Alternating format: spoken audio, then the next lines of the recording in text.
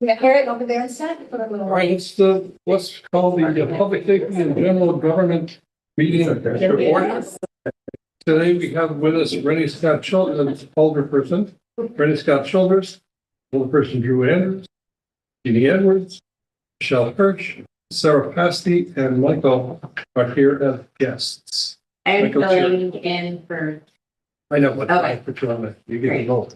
The others don't get to vote. I'm here too. And then, so then Michelle is here. She doesn't get to vote either. though. She doesn't get to vote either. What I want to do is switch the agenda around, and if Emily will be understanding, I'd like to move the transit hub discussion to the front of the agenda because we have guests who are, and you can join us at the table. That would be great. Right. Oh, we need words. We need one here. We need one here. Oh, okay. Scripture in the. Hold it. Oh, sorry, Sonia, I was getting your email. Yeah. Just get this email. Yes.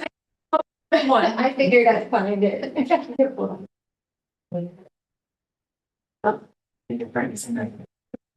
Great. Well, so if you could introduce yourselves, that would be helpful to us. Good evening, I'm Tony Rozier. I'm the director at Ulster County Area Transit. Kevin Fournier, I'm the deputy director over at. And I'm Amanda Laval, I'm a deputy county executive, and I oversee as part of my portfolio of departments. Yes. So before this meeting, I asked everybody who was going to attend it to look at Amanda's presentation in front of the county legislature with the hopes of not having to repeat that. So my question is, I guess, to the members of the council, did everybody do their homework? No. I Good part. got a little agitated. I did, I saw it in early.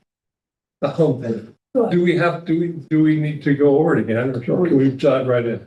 I think it's helpful for the public watching to just kind of, Do a short summary of what you told the legislature. And you know, our primary focus is on the hub, really. I mean, the routes are nice, but we're less interested in the routes than we are in the transfer hub. So, right now. right now. Right. This point. Yeah. Sure, I don't have them in front of me, so I'll do my best And I'll jump in, Kevin, jump in. As you know, we received notice at the end of July that UCAT would no longer be able to use the Kingston Plaza as the new transfer point. That was a situation that I think had grown after the city bus and the UCAT service merger.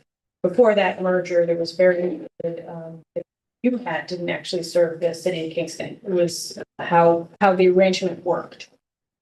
So with that and a very short time frame in order to make those changes, we looked at kind of the possibility we needed a place where we could stage at least 2 buses, as well as a site that we controlled.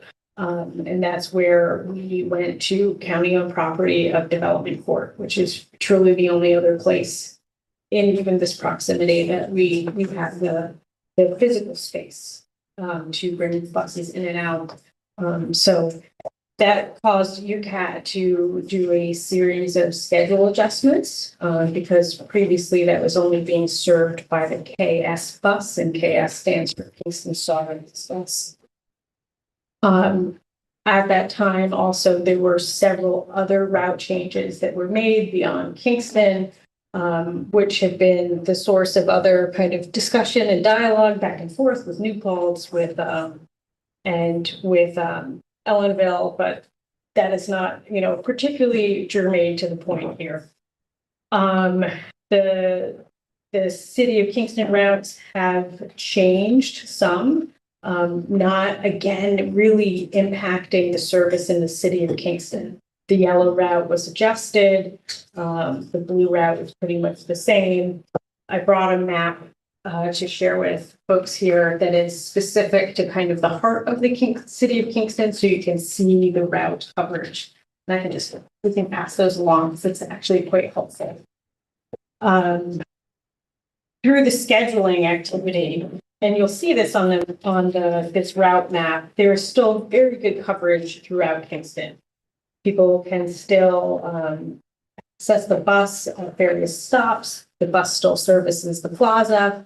That hasn't actually changed. We're just running more buses up Albany Avenue to Development Court in order for that to be the formal time transfer point for bus to bus transfer. And that was an important thing that we had to get out there at first, was that this does include people don't have to go to Development Court to get the bus. They can get the bus in other places. But certain transfers between certain buses are timed for the best user experience and the least amount of wait at Development Court. 2 weeks into it, it's going pretty well. Actually, as far as logistics and kind of the buses at Development Court, and it's working well in that regard. As far as do you have anything to say more about that, and then we can talk about? I'll add on to what Amanda said. So we did use the plaza as a transfer hub for 20 some years, as long as I've been around here. And by moving it to Development Court, like Amanda said, it's not so much a transfer hub anymore. It's just a transfer point for the buses. And we've noticed that now there's not 40 people waiting an hour to get to Development Court or back to Saugerties where they wanted to go. The way we set up these transfer points, they wait at Development Court no more than like 15 or 20 minutes for the next bus. So you don't have people waiting to get from the plaza over to Development Court. And it seems to be working well. I mean, there's a few kinks in it from the first week, but all in all, most of the people that are passengers and riding the bus have had good experiences with it. I went to the town of Warsing Town Board meeting last week, and there were a few things that they were concerned about, and we seemed to work out those difficulties, and they were pleased. And then this week I went to the town of Ellenville board meeting, and the same thing, they were actually pleased with the transfer points that we put going to New Paltz College and SUNY Ulster. We have multiple rides now from Kingston to New Paltz College and then to SUNY Ulster, which helps the students quite a bit. Before, our old routes only had 2 or 3 trips from Kingston directly to New Paltz per day. I think there's 13. We can, what I'd like to do is ask questions and give you a hard time. My hope is that the move to Development Court is temporary. And I don't know if you're familiar with the study that was done by the NPO 2009, which looked at, yes, I think I am too, which looked at a number of alternative locations for a bus station, really is what we're talking about at long term. Personally, I'd like to see a bus station somewhere in Kingston. I think it's appropriate to be in Kingston. So every time you talk about Development Court without the temporary in front of it. Yeah, and I think that's what I want to do is kind of unpack some of those things there. A bus station, and I believe that 2009 study talked about an intermodal center, an intermodal station. And at that point, I can remember going into the planning office and seeing Dennis Doyle looking at all these parcels and, could they accommodate all these things? They were envisioning that this would be your center for, all these different connections. So if you were taking maybe like, a UCAT bus to the center, then you could get the Trailways bus, or you could come in on a taxi, or, you could also kind of walk to that. And so I think that is something to look at. However, it's a slightly different use than what we're kind of talking about here. And we're really talking about these bus-to-bus transfer points. For example, if we have a route that goes to Newburgh, we have routes all the time that go to New Paltz. So if we want to get from Saugerties to New Paltz, how are you going to do it? It's not on one bus, it's on two buses. So it's not in one place. Right. So, right, I understand what you're saying, and I understand having to leave the plaza. I mean, it's in a flood zone, it's not gonna be a bus station, shouldn't be a bus station. I understand the The owners. buses are movable, the buildings aren't, so. Right, and I understand the owners being uncomfortable with it. I mean, there's no, I don't have any, personally, I don't have any problem with your move. I think you had to do it.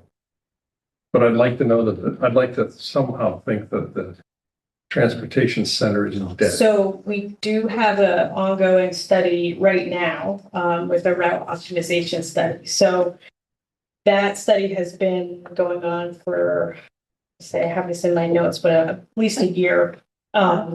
13, 14 2 months. months. And what they're looking at in that plan, which is going to come out pretty soon with some new, revisioned bus routes for the entire system.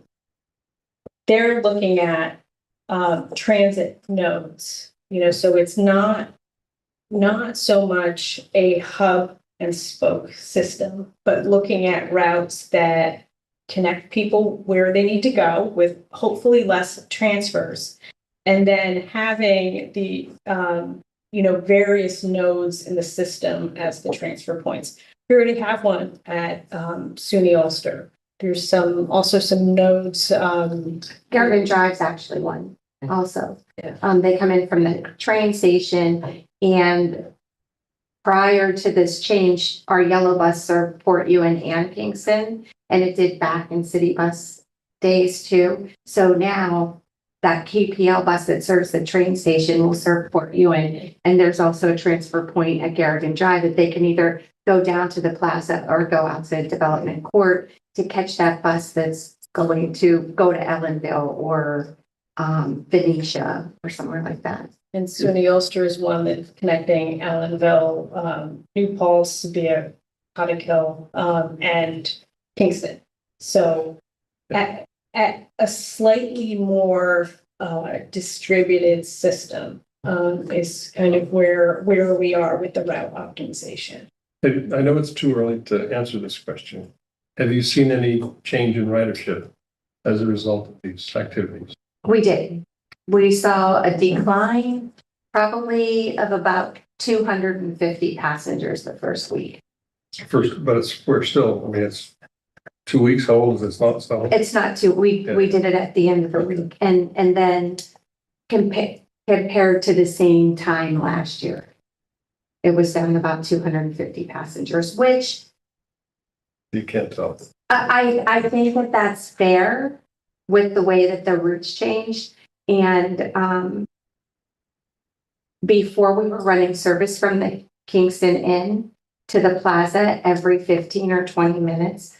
And when you count passengers, you count everyone that gets on and everyone that gets off. So with that short of an interval or a headway, they could get on and get off and get on and get off all day long.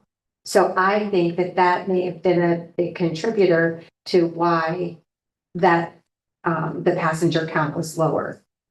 Now they're on the same schedule as the rest of the system, which is about an hour headway for everyone, unless you're going out to Venetia or basically Ellenville. Yes, I was gonna, yeah, certainly. Just to piggyback on that.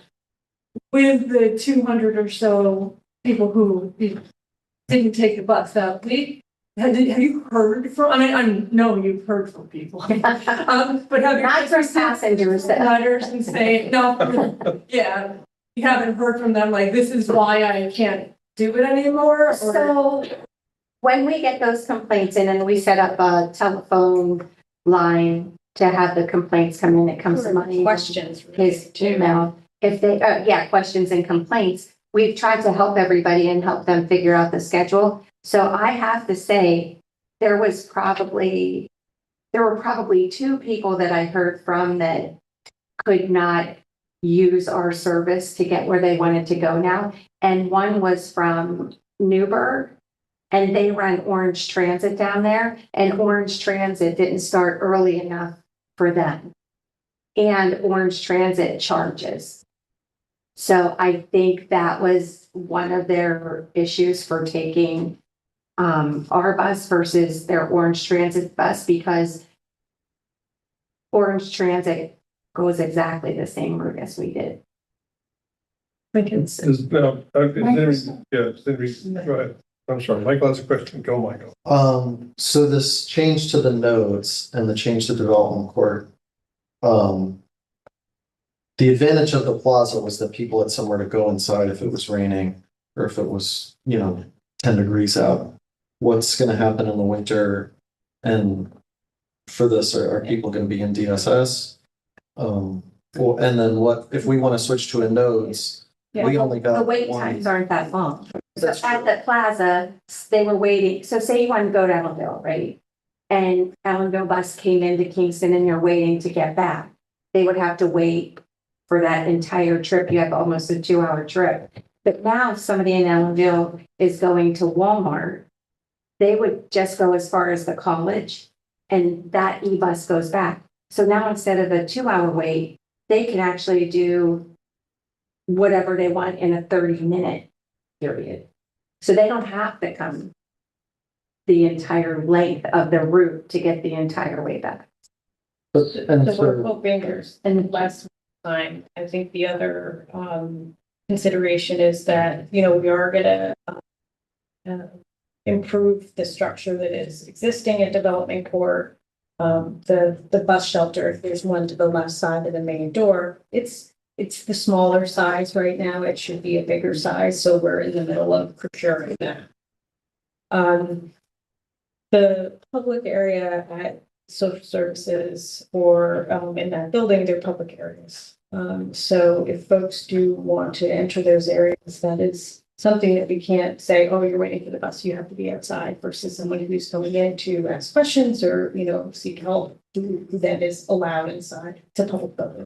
but then some of these nodes, like Academy Green has a covered, very small one. There's the uncovered or only roofed one down at Garrigan Drive.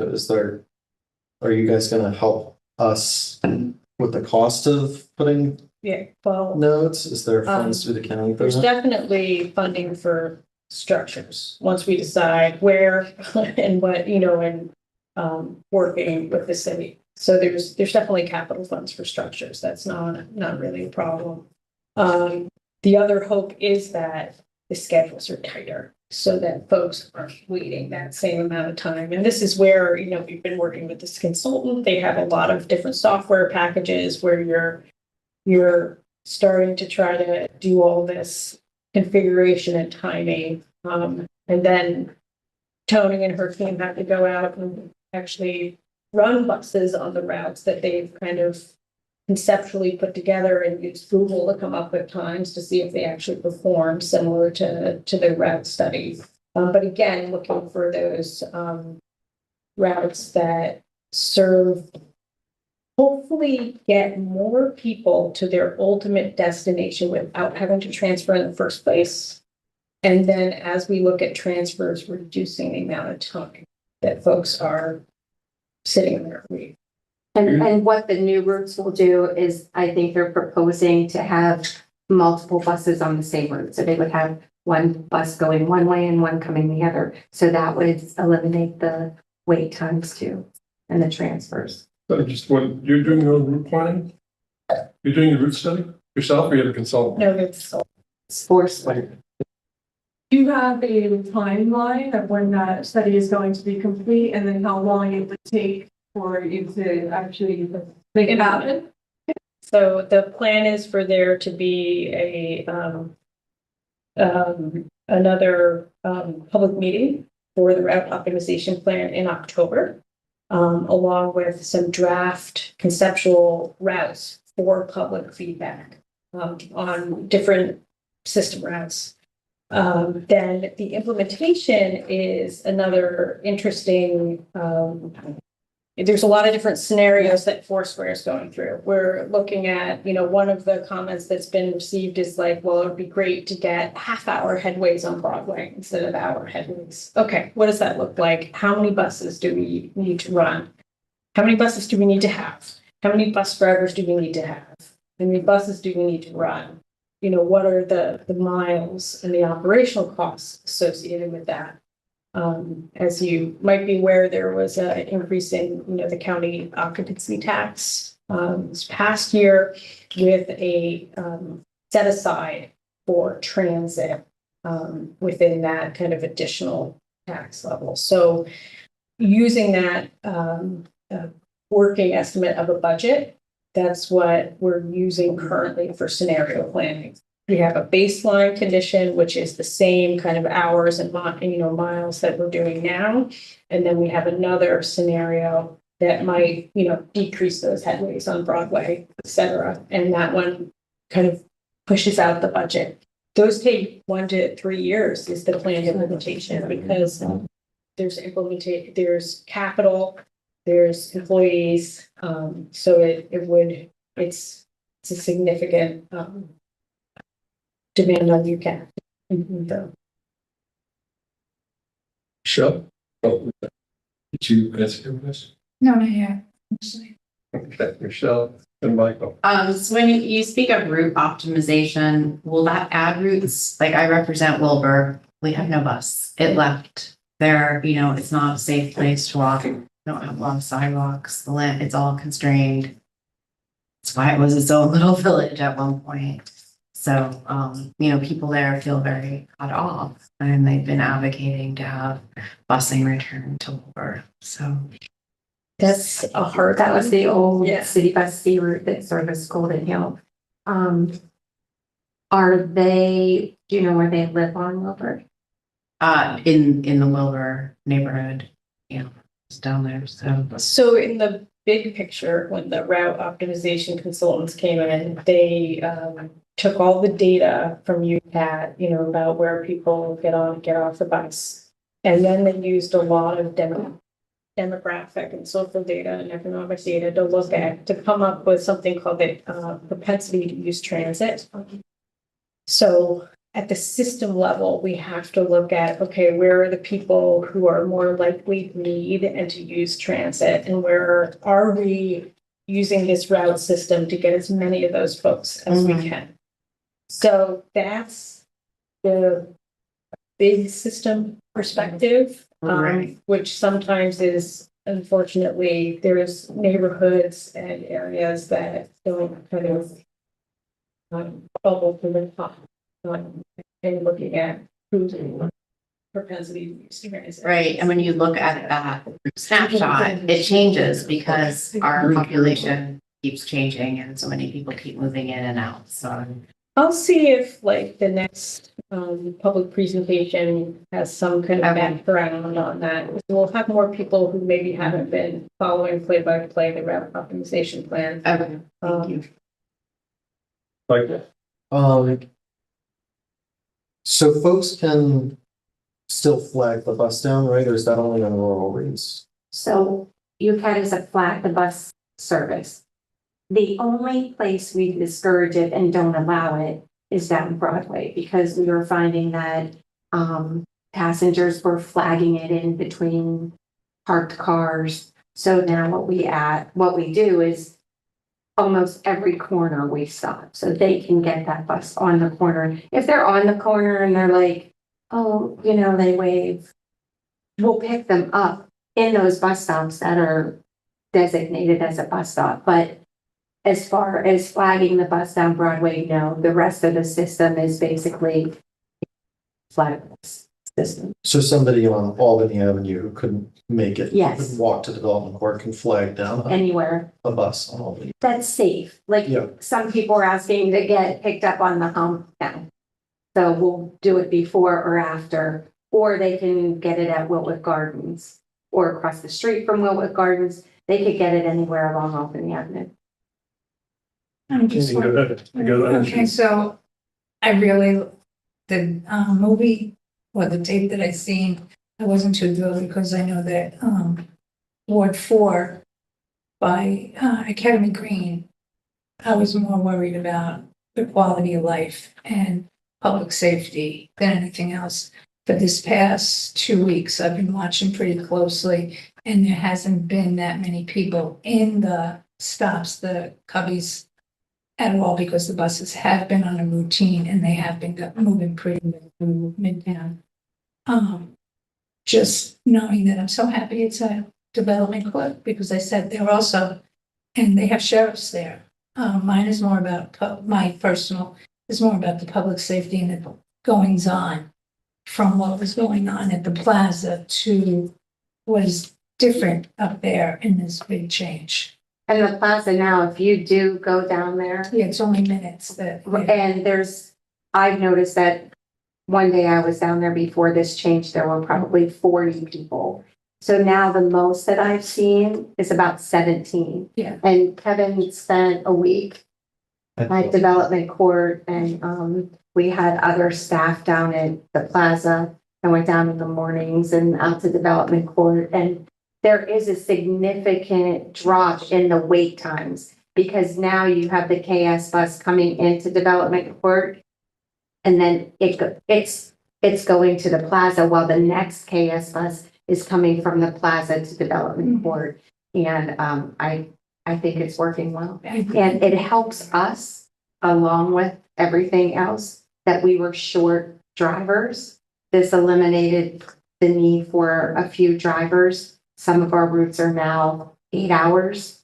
We used to have 10-hour routes. They're all 8-hour routes now. The drivers are happy about that. And it's working for us. We were able to add 2 additional paratransits. So now that gives us 5 every day to run instead of 3. And it's working well. Yeah, I want to thank you for putting monitors on the buses. That was, the Van Dyke and those other areas are part of my ward. And it was an issue, and it's gone away, and I want to thank you for that. Yes, ma'am. You're welcome. 2 questions, and they're unrelated, but you mentioned the meeting in October, right? How are you, or could you communicate that meeting with bus riders to try and make sure that they will be there? Because they're the ones that I think the feedback is most important to get. It's also virtual too. Okay.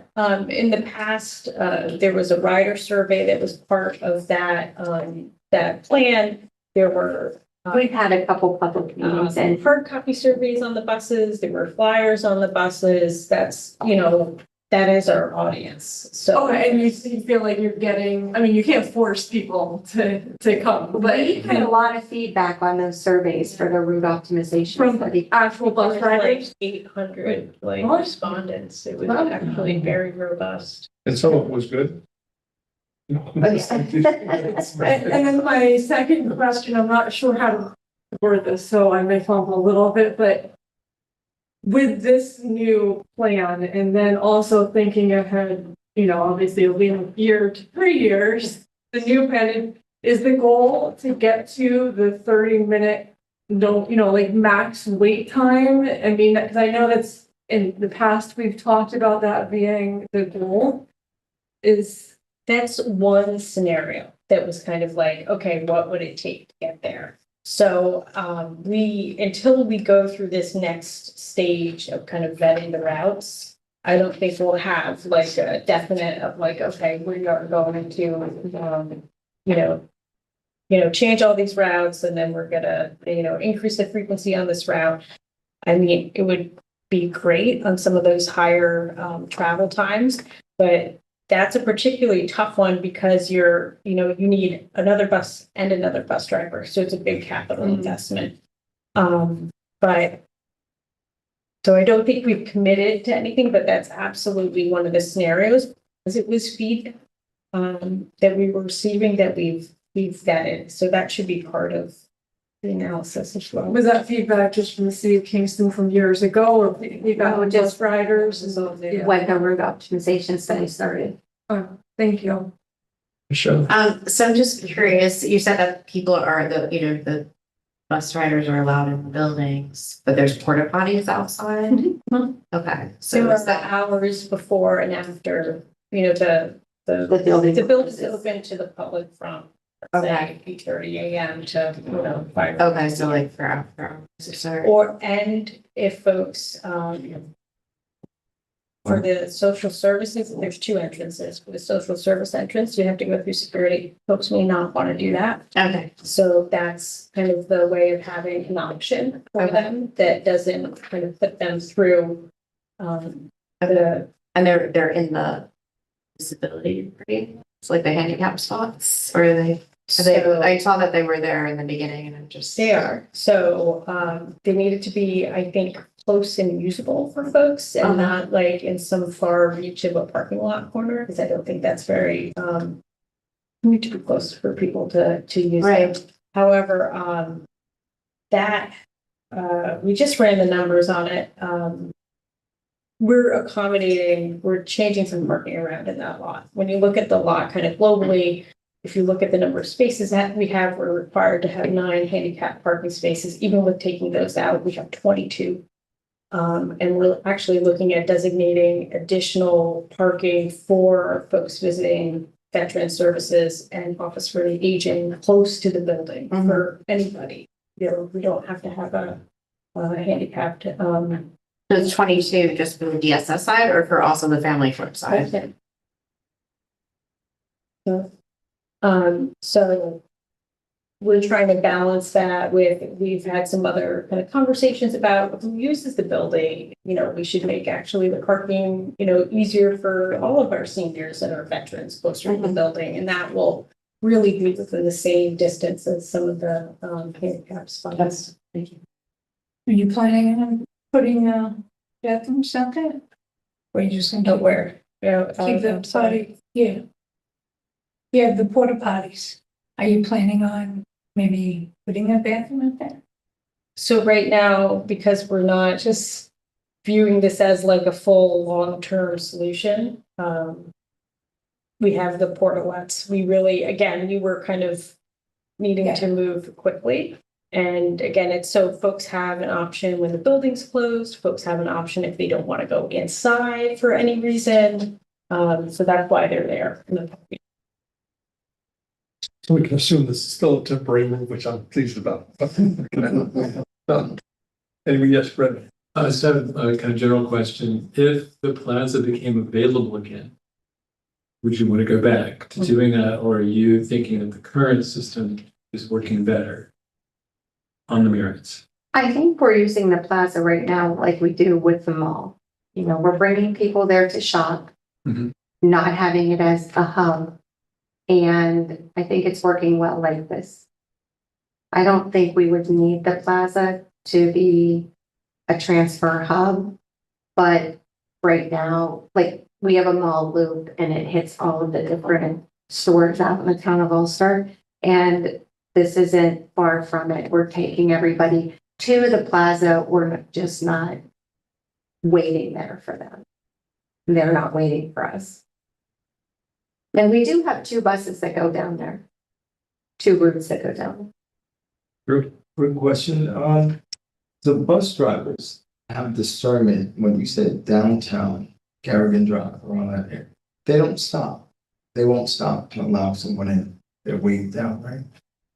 No, that was Oh, you stated downtown around. Broadway, like right here. Oh, right here. Right here, as you're going down Broadway, what was happening, say they would come out of U-Pack and flag the bus between the cars and you can't see them. That makes sense. Yeah. But on Downtown. but going on it's going downtown is still Broadway. Oh, right, so going downtown, you could get it, They can flag it down. Okay. And we stop all along there, we stop it on Spring Street, Garrigan Drive, we go over to Roundout Gardens, go up to, Murray. Or, what's that, Murray? Yeah. Delaware Avenue. Sir. Oh, so I have a question just about the flag a bus system. How many people actually use it, and do your schedules, your time schedules allow for that kind of stopping along the route? We do, quite a few people use it, we go out to Phoenicia, so we pick up on 28. We go to the train station pick up all the way down 9W. Quite a few people almost everyone uses the flag bus. Okay, and even within the city of Kingston too? Okay, One other question. yeah. We had, back in the day, Dunkin' Donuts, they're on Broadway. Yeah, used to be a bus stop there, right? Is that There is. still a thing? What happened? Why that? It's not a very safe spot to stop now with the new traffic lanes. There's just that one lane and it doesn't open up until you get up to the front. What? You can't. We stop at the Y and we stop at Cedar. Yeah. Cedar, we stop on the corner. They just would have to walk. Got you, on the other side. No, we, You said on Cedar. Yeah, for. Coming up from my street. Right. We'll see this bus stop there. Okay, all right. So you Just walk about that. them, walk them, walk That them. one. They're in good shape. see, this is what happens. They want to flag them every corner. So I work with a lot of people with disabilities and mental health issues, and I know that you've had to get these monitors, but I'm just curious if the bus drivers themselves get any kind of cultural competency training, anti-bias training, or the DEI training, or if that's gone into effect level. And if they would. They do get training. We haven't had the need until recently to do that type of training, but we are looking into that. And they all voluntarily opted into the Narcan training, right? Yeah, everybody is trained on Narcan. Anybody else? I'm gonna add for our training, when the bus drivers are onboarded for our 19A program, there is a little section on how to de-escalate your passengers. And whenever we hire bus drivers, we ask them what they would do in those situations. So it is in their training. It's not a formal training, but they all get trained on some part of that whenever we onboard them. Anybody else? Just if any of us, or if some of my some of our constituents reach out to us and they want to reach to you with their compliments, complaints. Oh, yeah, and there you questions. go, yeah. So many people call it the I compliment. know it's not the compliments, but if somebody wants to reach you, what's the best way for them to get a hold of They your can office? call, What's the best? so we have that line, it's Okay. 845-340-3333, and they should hit number 2, press 2, Okay. and that's where they can leave a message. Messages, okay. And there's a live app, yeah. And the live app, we have QR codes on our schedules, and And it's on the website, is it also on the UK it's on the website? website. And on the, Are you gonna leave some schedules? oh, yeah, yeah, Not that reading schedule is easy. yeah. There's every route, and then these ones, they include all of the routes. These are in Spanish, and then these are route. But also, if you call our dispatch office, sometimes to ask a lot of questions, our dispatchers, especially these 2 weeks, are very, very busy. And with the route change, we were able to cover our entire dispatch staff. Before this, they were out driving, so we would only have 1 or 2 employees in dispatch. So that number will go directly to our voicemails. And are they available on Saturdays? Saturdays all day, Sundays till 11. That number's available 24/7. Anybody else? Well, thank you for coming. It's Thank you really, for having really us. helpful. We'll anxiously await the next stage, the next step. You And can send a little email to make you aware when the route optimization study.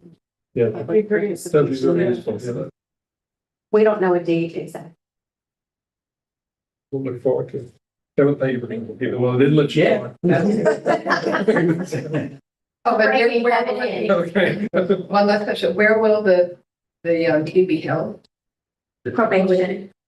Yeah, restoring. Restoring justice. Oh, sorry, restoring. Thank Thank you. Thank you.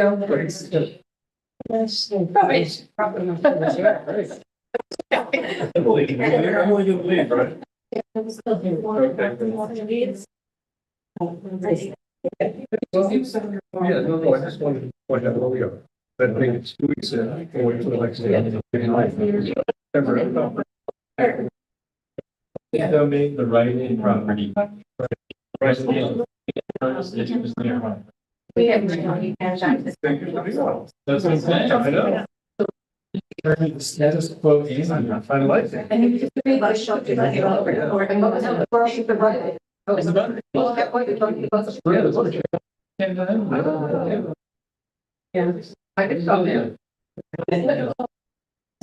Emily, go for it. Hi, I'm Emily Hauser from the Eastern Conservation Advisory Council.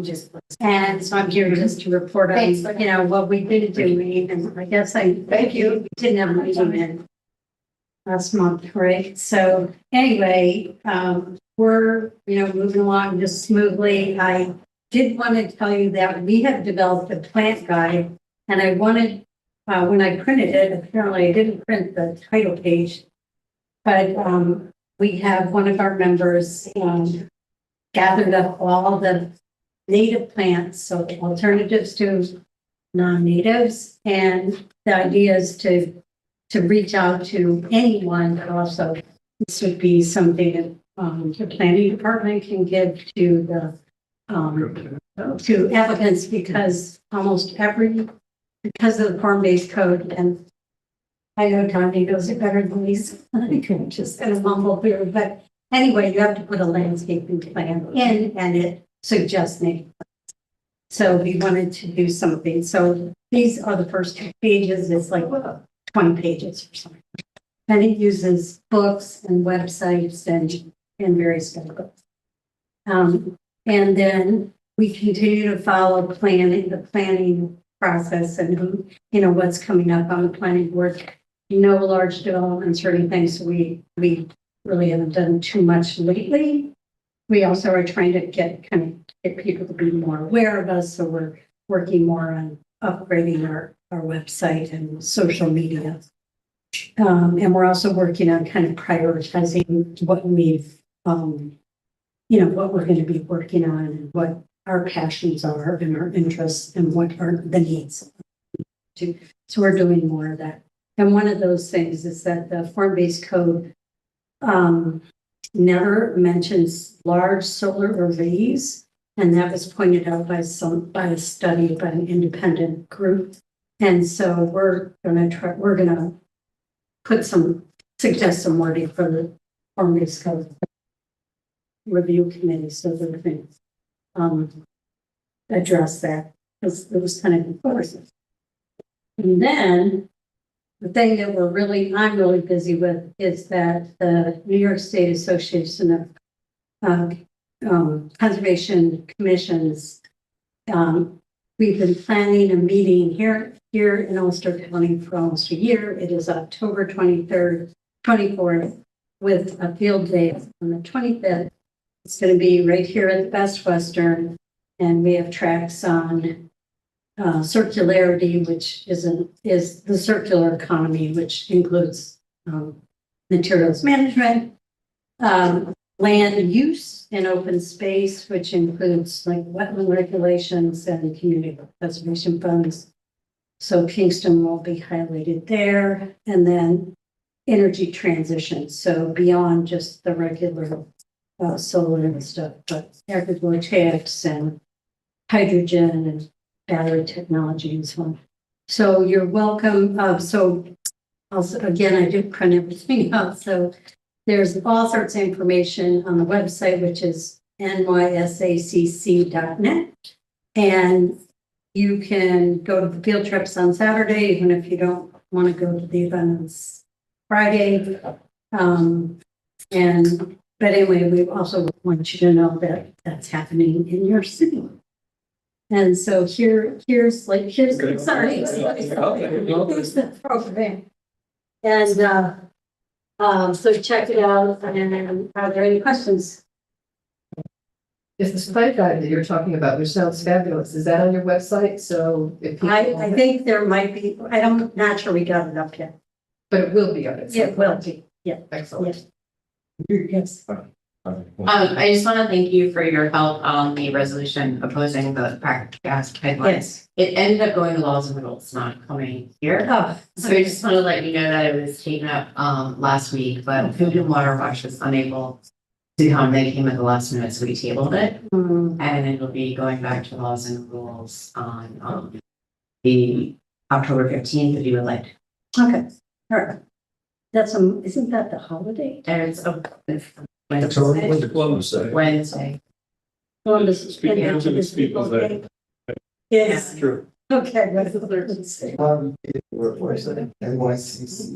NYSA double C. NYSACC.net. I have it here if you wanna. New York State Atlantic, Wisconsin. It probably is that also. Okay, thank you. Thank you, Emily. Thank you. Very good. Yeah, I got it. The next item was thankfully Alderman Esty is here to talk about a letter regarding the battery storage facility that's proposed in the town of Ulster. Yes, and originally I had thought that there would be a letter, like similar to what the town of Kirby sent out. But it was suggested to me that a memorializing resolution would be more reflective of this group, if this group felt that it was, something that they wanted to do. Otherwise, individual council members can send letters if they so choose. So I drafted, the resolution here is based on what was sort of sent in from other towns and other divisions to town of Ulster. So again, I sort of threw in everything, everything was there, which means that it may be that, it's rather long, but we could shorten it, if people feel like they don't want to see something. The main thrust is really to make sure that this facility, if it goes through, will be the safest possible facility that can be built. And my experience in other places I've lived is that if if you do advocate for safety, then they take you seriously. If you don't say anything, then they might cut corners if there are expenses to be cut. And they're basically conducting public hearings, undertaking independent environmental and health impact assessments. Those are the kinds of things that we would ask the town board of Ulster to do to make sure that this is safe. I mean, yes, the developer says this is very safe. The senator and assemblywoman have come out and said it's safe, but they're looking to the local authorities to make sure that it is safe. They're trusting them to make the decision about whether it's safe and also what kind of precautions are going to be needed. Some of the questions that have come to me, I mean, I get calls all the time, of course, from my constituents because this would be adjacent to Ward 1, to Country Village, and to Stony Run. And the questions are, yes, they're saying that the container system that's being proposed, instead of just storing batteries in one large warehouse, the container system would contain any fire that would happen. But have they actually tested these containers sort of in a group as opposed to just individuals to see that if there's a fire in one, does it affect any others that are nearby? What's the spacing? They're proposing 300 containers. So this is a 250 megawatt facility that's being proposed. Most of the ones in New York State are 25 megawatts. So this would be 10 times larger than the average facilities across New York State. So there are questions that have come up. Could it be, I mean, I understand why it's being proposed for this site because there's a central Hudson substation. It's convenient to locate facilities, battery storage facilities near the substation. This property was for sale, it was available. So it made a lot of sense to propose this. But the question then becomes, this is a residential area. Most of these battery storage facilities have not been in residential areas. The ones in New York City where there's a dense population have been on former brownfield or decommissioned sort of electrical sites. So the question is, is this site the appropriate site? But assuming that it is because it's near a substation, we want to make sure that this is the safest possible facility that could be built, because lithium ion batteries have been known to flame out and cause spread of chemicals, which is not good. There are oxygen. I have two concerns, because Clarifying questions on, well, we forgot, because earlier you said they are looking to local officials. Who is the Oh, the they? thing is, Sarah Hana, Sarah Hana and all. It was just, yeah, No, in their press release, they said that they are looking to local officials, and also in Terrigen, then Town of Hurley also says we're looking to local officials. so I have two concerns. I agree that we should make our desire known to the town of Ulster, that they should do a full environmental impact statement on the project. That's the main, That to me is the bottom line. They need to do that that's right. for a number of reasons. Right. And then, so I think sending that message to them some way is important. Mhm. The other thing that I'm worried about is if there is a fire at this location, we're the people that it's going to be our fire department. Because Correct. everybody else is volunteers. That's So it's going to be, My son-in-law. it's going to be our guys. And I want to make sure that they are equipped and trained. And lithium batteries, when they burn, they make their own oxygen, which makes them an interesting problem to put out. You can put them out. Right. I want to make sure, so I want to make sure that our chief is comfortable, is equipped, and his guys are trained before they depend upon us to make sure that this thing doesn't burn up. My understanding is they've been meeting. Archie? Yeah. I think with all the fire departments. Yeah, I'd like to make sure he's absolutely comfortable with what he's going to, and I think The burden will fall on us. There's no doubt. if there's equipment needs, my expectation is that the developer's going to provide those. And if That would there's, be part of the, presumably, this would be part of the negotiation. This is Right. why we need to keep the process moving slowly. but I think We can, we're an interested party. We don't have any approvals, except right. possibly through the chief. Have you or you, I've not talked to the chief. I have not spoken with the chief either. do you want me to reach out to him? Yes, let's talk It's to him. actually gonna be coming to, Los Angeles. For. Oh, well, I'll send him, The. so he can address it. Bernie, yes. Very bad, speaking of burning, yes. Yeah, I'd like to know that he's comfortable. Yes, sir. So given that, I think that would be an important way of us to end. Is that actually, some of these other things are more political statements. Right, that's I right. wanted to pull a lot of that. Yeah, we can pull that. And so, but I think the fact that it would be our fire department and our tax money, that would be, in a sense, funding any emergency response, that gives us a prime reason to have some involvement in the process. Or at least to ensure that the process is totally on the up and up. I would Right. expect that a condition of approval would be that our fire response people are satisfied. Yeah, we can expect it, it's better to clarify. Put it in the clause, I agree. Do you know the timeline for town halls are, because I have, so I'm actually, I agree with Bob and you that, they should go through the full secret process. But I'm actually in favor of, if it's safe for us to have this, And if which our I know guys- is not what everybody feels, but we need battery storage. And so I just wanted to put that out there. But do we know where the process is for the town of Ulster? Because I don't know. So it is. And Michael had a question, so I. No, Okay.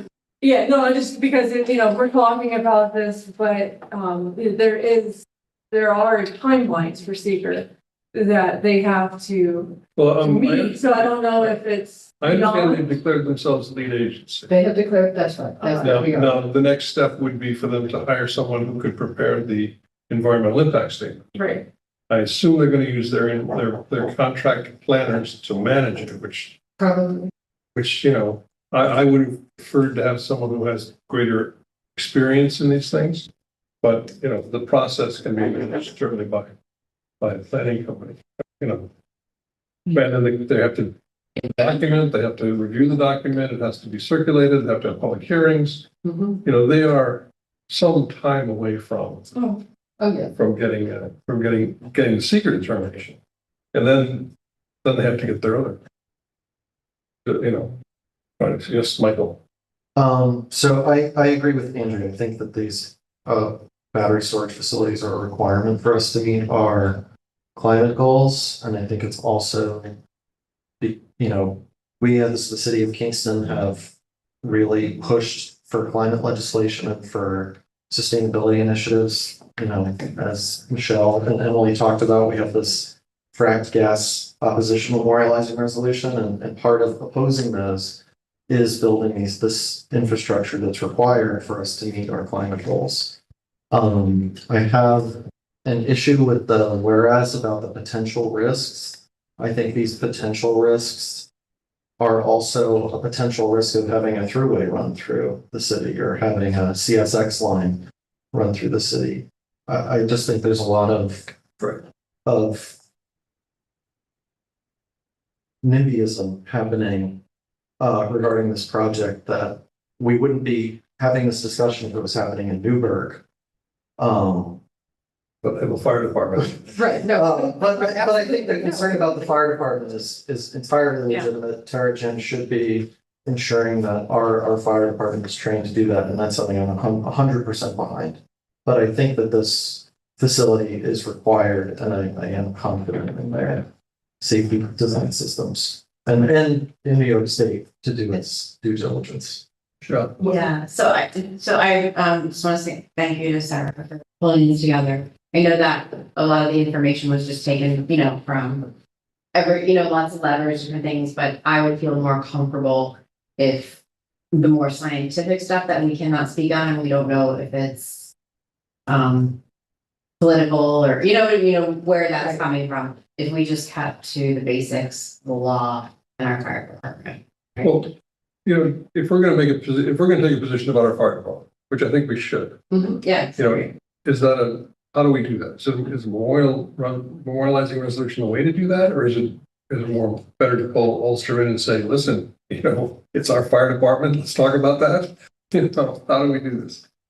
Well, why don't we talk to the chief? Yeah, I think And that's if a he question that wants to say, I'm you know- sure the mayor is having with the supervisor. I hope so. I Right, Well, trust that these are all conversations that we're presuming have happened or have not happened that do require either the chief or the mayor to. Right, but there's a budget aspect from our perspective.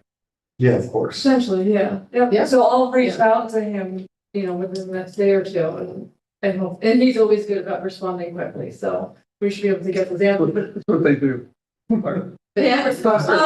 first responders, yes. In fact, I sent an email like 5 in the morning, one morning, like pocket 8. Right. And I just want to kind of jump on the anti-NIMBYism with what Michael said is, you know, I just think going to housing issues, maybe our country wouldn't be in such a housing crisis if we didn't have so many people scared of affordable housing in their backyard. And I feel like this is the next kind of step of the same thing but will then hurt the climate, which is suffering so much, and we just, you know, we have to help people find houses, we have to find ways to combat the climate change, and, you know, and I understand people's concerns. And I think, you know, issuing a positive deck is the right thing to do, but, you know, I hope this happens very safely. I'd be shocked if they didn't issue a positive and do an environmental impact statement. I don't think there's any way, just the controversy alone would drive that. I mean, Right. that is a trigger. So they're gonna have to do a positive declaration of environmental impact statement. And findings. Rely on. Well, I don't know.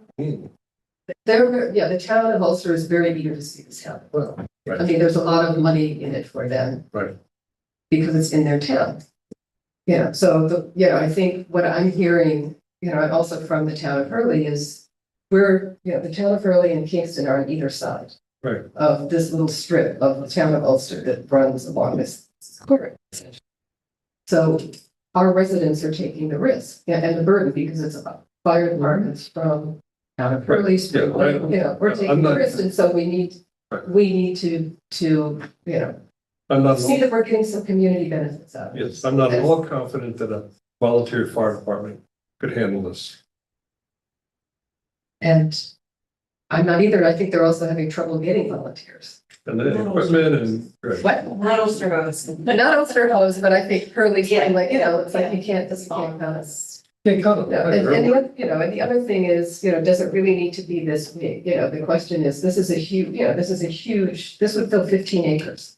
Do we really need that? You know, what my constituents say to me is, since we have such a big, you know, since we have a housing crisis, why isn't this site a useful site for development? But I know it's expensive to develop, et cetera, et cetera. But- And then people would fight, Wouldn't like that either. fight loud. They would like It might be a different Yes. group of people. Well, some people would argue, and we were, not that I agree with it at all, but Yeah. people will argue that affordable housing is not safe, and I do not agree with that. I don't agree. But that is what people call opponents, that is what they argue. Yeah, a lot of them. It's disgusting. Low, right? So where are, I would suggest that we Okay. reach out to the chief and Okay, so say, first we'll reach out and to. get his input We'll do that. and find out what's going on as far as that's concerned. Doesn't look to me like the resolution is ready. No, because, I know, not from what I'm hearing, it's not ready, but the main thing is, We send a letter, we send a letter saying. I don't know if there's a deadline necessarily. It's- I think the thing is find out where they are in the process and the. And I the tried, essence, Time is of the essence. We could do something at caucus to pass it. On the- And you could excise a lot of this language. Yes. I would reduce it to its essential. I will, yeah, do my best to figure out where they are in the process. Have you, that was actually gonna be my question, have you tried to reach out to the supervisor quickly? I have tried. So far, you know, rather unsuccessfully, but I'll try again. I have developed a very good relationship with the town of Hurley supervisor. So I could reach out to him, and they're really more on top of this. You could, Because of their reach volunteer out approach. to Supervisor Quigley's, personal secretary Peggy. Oh. Okay.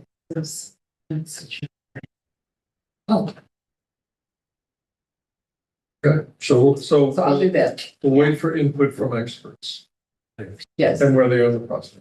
What we do. That sound good? that sounds fine. But I think you're right. I think this is a process that's going to take some time, but the point is to make it clear to them that we want this to be safe and that all the We precautions. do want it to be safe. I think that's pretty.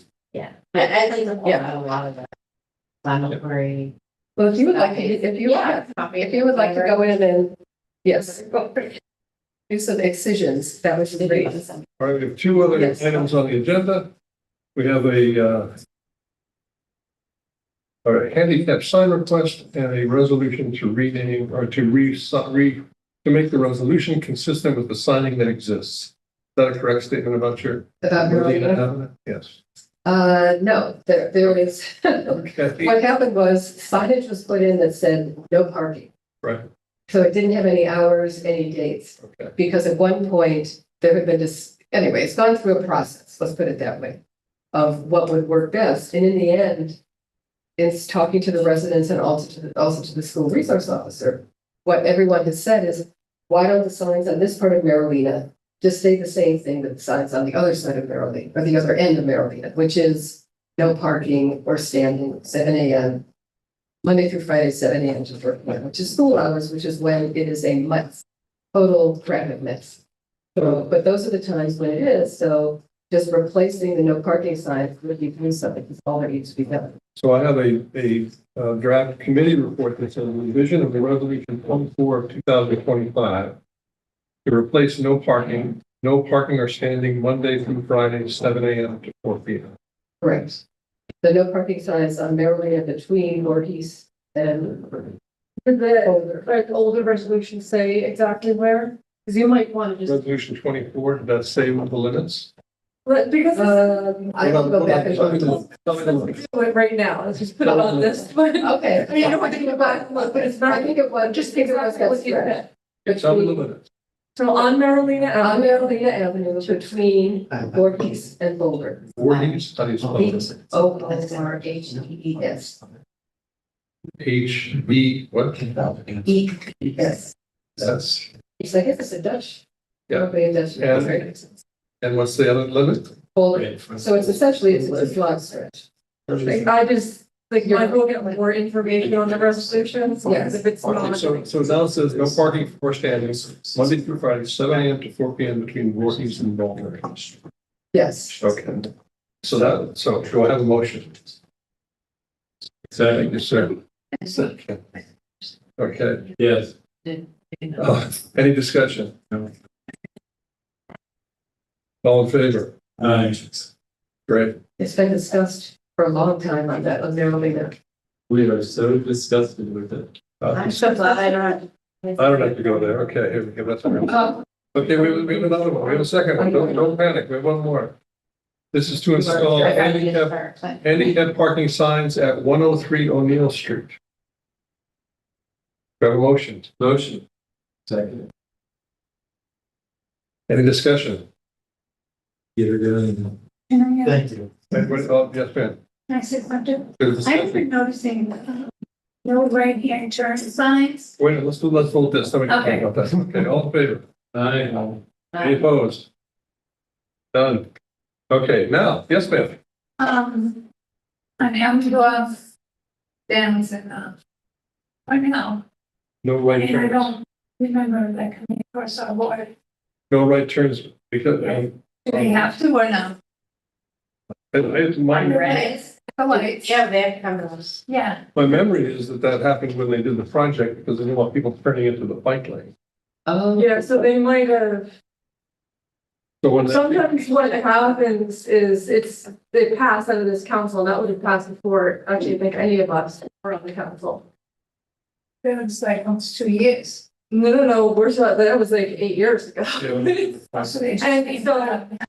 Sometimes if something a resolution gets, I have no idea if that's what happened. But if it passed out of that project, that would pass before any of this council would have passed before the DPW leadership. So if they just notice that, they could just be putting it up and matching the legislation. It's not actually that uncommon. Yeah, that's what I understand. I didn't, huh? Look it up in the I code. would, I will. There's a section, no right. well, and they don't want people turning right, it's with the bike path there. None of us It's will be safer. turning right. Right, and that's a terrible idea sometimes. Yes, ma'am. I would just like to bring up a quick, just discussion, I know it's not on the agenda, but I can bring it up. It's just about kids, the bikes, right? There's just been a lot of talk about kids and the bikes. And this is not, we're not a suburban area where kids are riding bikes. And I feel like a lot of kids are getting blamed for not knowing traffic law, and why would they, right? And you know that the Y does a lot of work to, biking programs and things like that. But I'm just curious, do we know if they go into the schools at all? No, I don't think so. And Who goes into like the biking program, yeah, why? yeah, so like the kids are captured. I think they worked with GW at one point and I don't think that was Yeah, so I mean, I was just curious if there's like, we could look into maybe trying to facilitate. do that? He's gone, there's somebody else. Tell Gene to sign that. So the community block money coming forward and. Maybe somebody talked about that is Emily Flynn. Some of the stuff that she's doing with her education, her science and stuff might be Right. one avenue with that. There you go. But- Like, Or maybe. Yeah, but you know what I mean, I think they need to go into some conversations. next thing you know, you want to teach them driver's ed. Yeah, I mean, it's bicycle. Right. Really? Yeah, They no longer need driver's ed. No, Yeah. no. Yeah, I have to pay my current pay. Bolster. Oh, I think everybody is the person because. Yeah. I know something about putting. Yes. Yes. Yeah. So everything's fast. Yeah. Yeah. Yeah, but they need to. My older brother, so he went for Ulster. Before we go, I have a motion to adjourn. Yes. No second. Good. All in favor? Aye, done. Aye. Thank you. Thank you all. And then Good night, everybody. They moved the signs, they were